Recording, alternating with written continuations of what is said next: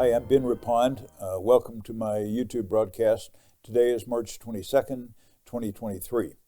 I'll be going through the measurements of the market, both the equities and bonds and precious metals, and I've got a lot of information. I think you'll enjoy this because things are moving around quite a bit. They went down a lot last year. Equity and bond markets went down last year, and even precious metals. Things are starting to get shaken up now because of the banking crisis. So we'll jump in and start with the dashboard. It's interesting that what's happened, there are two boxes in the middle. One is yellow and one is pink. And the yellow one shows the results for these indexes for the past week. These are 6 indexes, 4 U.S. and 2 international, and then the long-term treasury bond. And then I put a white line underneath the S&P 500 so you can see what it is. So we'll start at the top. At the top is a NASDAQ 100. It is showing strength, and it is still above all 4 of its moving averages based on these 4 green dots, the 20-day, 50, 100, and 200-day moving averages. And then the treasury bonds have shown strength, and they are above their 20, 50, 100, and 200-day moving averages. Everything else is pretty much red with one minor exception. So you can see the S&P is below all of its 4 moving averages. This past week, the S&P, it was a crazy week, but it ended with the S&P up 1%, and for the year to date, up almost 2%. So very interesting.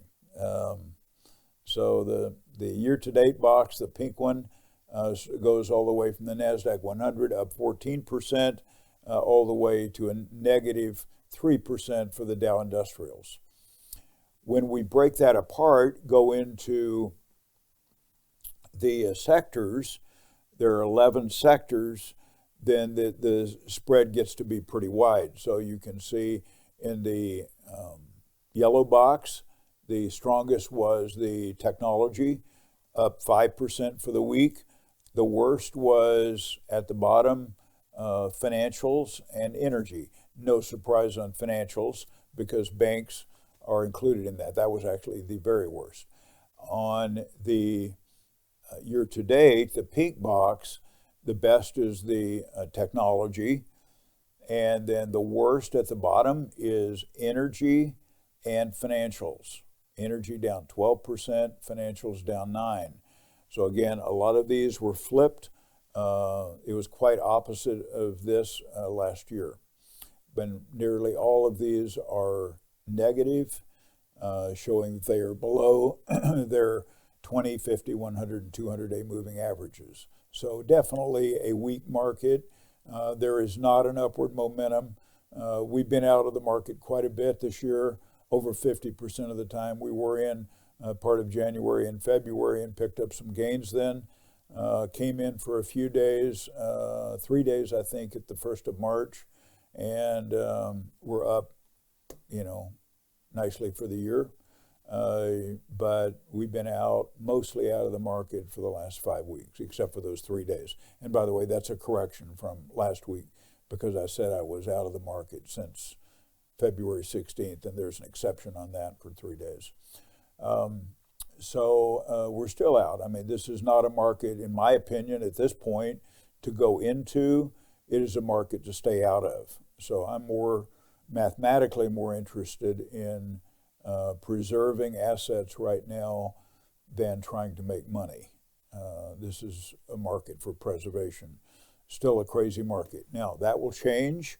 We don't know when it'll change and what will cause it to change, but it will change and it will go up. And whenever that does, our model is designed to get in at some point and participate in that if there is enough strength to do it. The S&P 500, represented by the ETF SPY, you can see for the past 15 months, I drew an arrow, a black arrow, showing the general direction of that. The blue line that goes through the middle is the 20-period moving average. But you can see it goes up and down a lot. the little tick up. I just told you the S&P is slightly up for the past week, and that's that little tick up at the bottom right of the screen. But general trend is in a downward direction. When I do a relative strength chart showing the growth component of the S&P numerator divided by the value component denominator for that same 15-month period, these are all part of the S&P 500, the growth component and the value component, I'm looking for a trend. The long-term trend or 15-month trend is down. But I put an arrow at the bottom to show that growth stocks, and we saw this from the previous dashboard, the growth stocks are starting to show strength at the bottom and are rising up relative to value. And of course, during last year, all the way through last year, most of the time, value was in favor and growth was out of favor. So it looks like, at least for now, it's starting to trend upward and is now crossed up over its 20-period moving average. In my opinion, that starts to show some strength. When I do a relative strength chart on the small cap index, the IWM, the Russell 2000 small cap index, relative to SPY, the S&P 500, so small cap versus large cap. Small cap is numerator, large cap, S&P is denominator. So if it goes up, excuse me, if it goes up, that favors small cap. If it goes down, it favors large cap. So you can see at the very end, this line down, I pointed with a black arrow, the line down is represents a 2-week period. A part of that is 1 week and part of that is the second week. So for the last 2 weeks, the small cap has definitely been out of favor relative to large cap. So, and it was most of last year as well. And this is it was the year before. Last year it was a bit back and forth, up and down a lot, not really showing a direction. So I don't know where this is going, if it's going to continue to go on down or not, but right now it's definitely small cap is showing weakness. This is a 17-month chart showing the long-term government bonds, TLT, and I look for the trend. Of course, you see the long-term trend down that went for most of 2022. And then since October, you can see the general direction is for bonds to starting to pick up some strength in value, which means the rate that they pay, the premium, the coupon that they pay is down if this is up. The dollar, represented by the ETF UUP, has gone way up and then has come down, made another little attempt to go up, and now it's showing more weakness. So I'd say the general trend of the dollar for the past 5 or 6 months is down. Due to the banking crisis, people are looking for a safe haven. Maybe some of that is going into bonds, which is pushing bond prices up. That could be true. Part of that is also going into gold and silver. So you see the spike up, and this started actually toward the end of October. It's been in an upward trend, but recently you can see the move up in this past month of how much gold is spiking upward. Silver is also spiking upward, but it had a pullback during the first part of the year. So, but the spike up in silver is just as significant as gold. When I put them on a relative strength chart, silver numerator, gold denominator, silver is stronger than gold for this past week, and that may be 2 weeks, I'm not sure. I think it's 1 week that silver has outperformed gold, but it has underperformed gold since the end of December of last year. So it goes up and down a lot, and but silver is starting to show some strength. We'll see where that goes. Bitcoin has started to show some strength, and I showed the arrow from the beginning of the year until now and that's up significantly. So that's probably, it's up quite a bit, not quite 100%.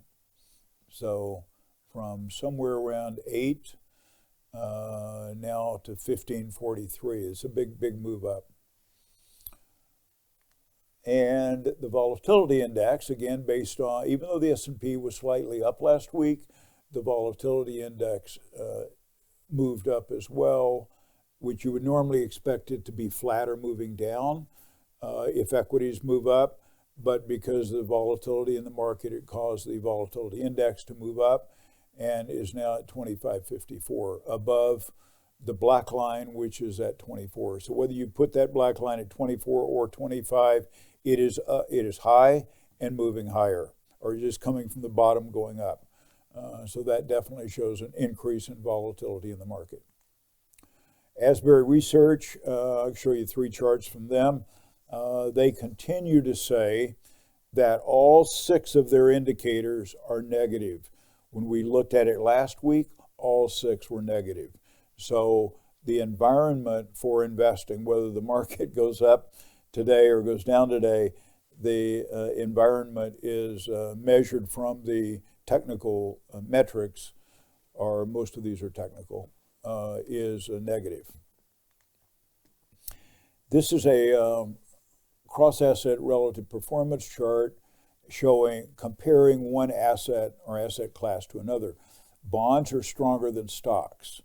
Large cap, stronger than small cap. The broad market is stronger than the blue chips, the Dow. And technology is stronger than the broad market, meaning the S&P. Growth is stronger than value. U.S. in all categories, the weekly, monthly, and quarterly, U.S. is stronger than foreign markets, whether developed or underdeveloped. And then in the bond area, corporate is stronger than government bonds, and long-term bonds are stronger than short-term. When we were last year in a declining market, even though bonds were going down, long-term was going down faster than short-term bonds. And for a long time last year, we showed that short-term had declined less. It wasn't doing better, but it declined less than long-term, and now that has flipped. Long-term is doing better than short-term.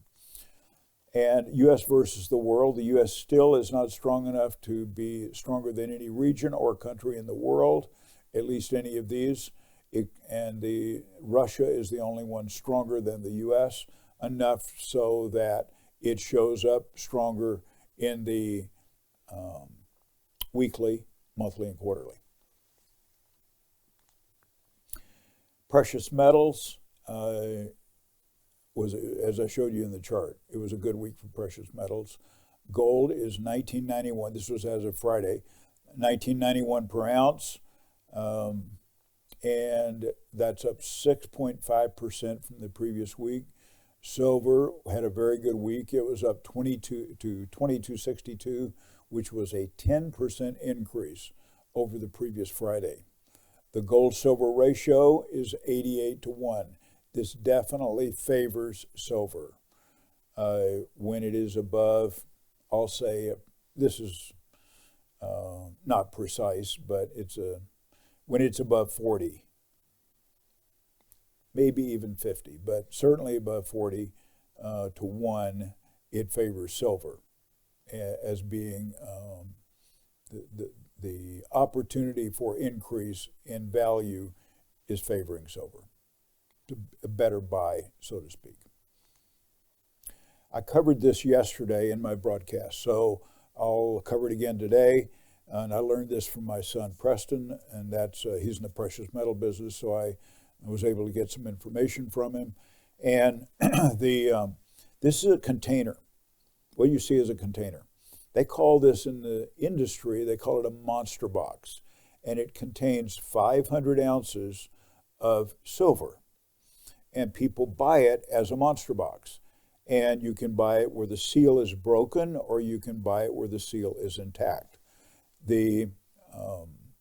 So a monster box of generic silver as of the weekend, this past weekend, was $12,640. If that were Canadian maple leafs, it would be a little more than generic, and that would be $13,165. A container, you can buy, all of those are containers. So those would be 25 containers. That would be 20 rounds per container. But if you buy just a container, that container for generic is $516, and for Canadian maple leafs is $541. If you went all the way to the Silver Eagle, that container is $651, and the markups are $325 over for generic, $450 over for Canadian maple leafs, and $10 over spot for Silver Eagles.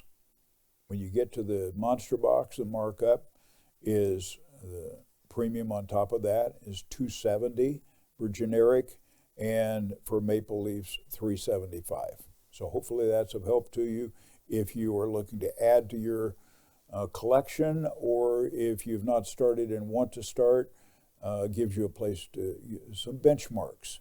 And you could dollar cost average into it by buying a box periodically, or if you couldn't afford that, you could buy one of these periodically. That for, $500, So hopefully that's of help to you. I also covered this in the yesterday. What is your bank rating? If you want to know, give me a call. I will tell you what your bank rating is, and I will tell you what the measurements are for inside of that rating that cover, stability, capitalization, the types of loans, the quality of their assets, liquidity, etc. So, and I will get back to you as soon as possible. If I have more calls than I am able to handle right away. If you have questions or comments, leave them in the comment section below, and thank you for watching.